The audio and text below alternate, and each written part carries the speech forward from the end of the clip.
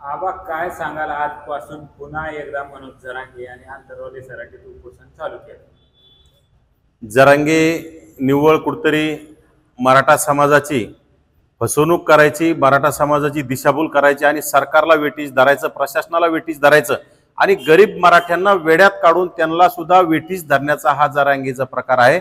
जरांगेची craze कमी झाली, जरांगेची लोकप्रियता कमी झाली की जरांगे नवीन काहीतरी वेट आणून त्याच्या मागे प्रसिद्धी मिळवण्यासाठी हा जरांगेचा केविलवाना प्रयत्न आहे।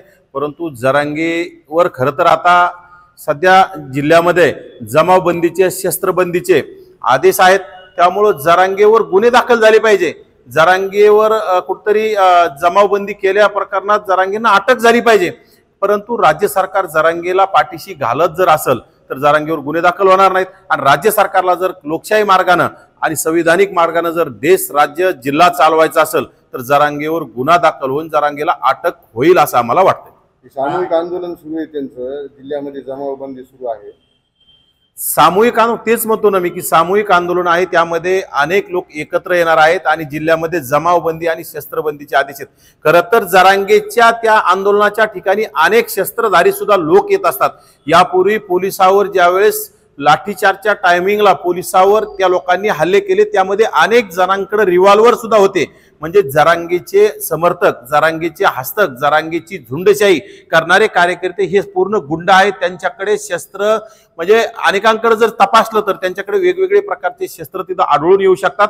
त्यामुळे माझी पोलीस प्रशासनाला विनंती की त्या जरांगेच्या आंदोलनाला बंदी घालावी, जरांगेच्या उपोषणाला तात्काळ जरांगेला समज द्यावी आणि उपोषणापासून थांबावा, अन्यथा आम्ही सुद्धा येणाऱ्या काळात याच्यामध्ये कुठेतरी आम्हाला दाद मागावी लागेल की जर जिल्ह्यामध्ये जमावबंदी असताना जरांगेला उपोषण करण्याला परवानगी मिळत असेल, जमाव गोळा करण्याला परवानगी मिळत असेल तर जरांगेच्या इशाऱ्यावर राज्य चालते का यासाठी आम्हाला दाद मागावी लागेल। जमावबंदी आहे म्हणून तुम्ही तुमचं उपोषण थांबवलंय का? नक्कीच जमावबंदी आहे आणि आम्ही असं ठरवलंय की या राज्य सरकार ओबीसींच्या कुठतरी पाठिंब्यानं स्ट्रॉंग असं सरकार तयार झालेलं आहे।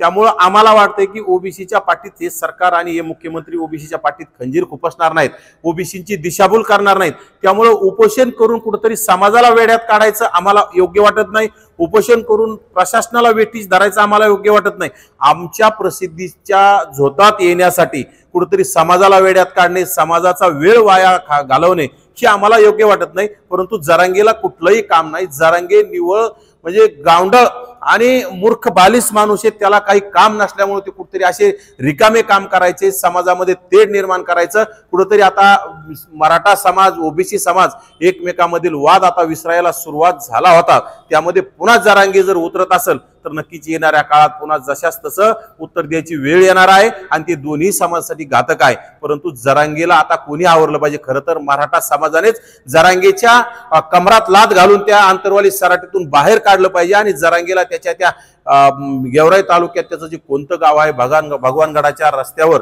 त्या गावात नेऊन घातलं पाहिजे, कारण की जरांगेचे आता अति लाड झालेत, ती लाड आता मराठा समाजाने जरांगेचे बंद केले पाहिजे। 17 महिन्यापासून त्यांचं आंदोलन सुरू आहे, आता 7व्यांदा ते परत आमरण उपोषणाला बसतायत, काय फलित? एकतर जरांगेच्या आंदोलनाचं कुठलंही फलित नाही, दुसरी गोष्ट उपोषण जरांगेची पूर्ण नौटंकी। खरं तर त्या जरांगेच्या उपोषणाच्या आसपास प्रशासनानं पूर्ण सीसीटीव्ही लावावेत, कारण जरांगे गोधडीतून काजू बदाम खाऊन उपोषण करणारा नौटंकी, बहादर आणि चाटळ माणूस आहे। त्यामुळे जरांगेच्या उपोषणाच्या आसपास प्रशासनाला आमची विनंती आहे, आमच्या जशा उपोषणाला तुम्ही सीसीटीव्ही लावले होते तसे जरांगेच्या उपोषणाला सुद्धा जरांगेच्या स्टेजच्या आसपास जरांगे कुठं जातोय, काय करतोय, जरांगेच्या हालचालीवर लक्ष ठेवण्यासाठी सीसीटीव्ही तिथे हे केले पाहिजे। आणि जरांगे गोधडीतून जर त्याच्यातून बदाम खात असेल, काजू खात असेल तर त्या सीसीटीव्हीतून नक्कीच निष्पन्न होईल आणि जरांगेची सीसीटीव्ही लावल्याच्या नंतर जरांगे उपोषण करण्याचं धाडसच करणार नाही असं आम्हाला वाटतं।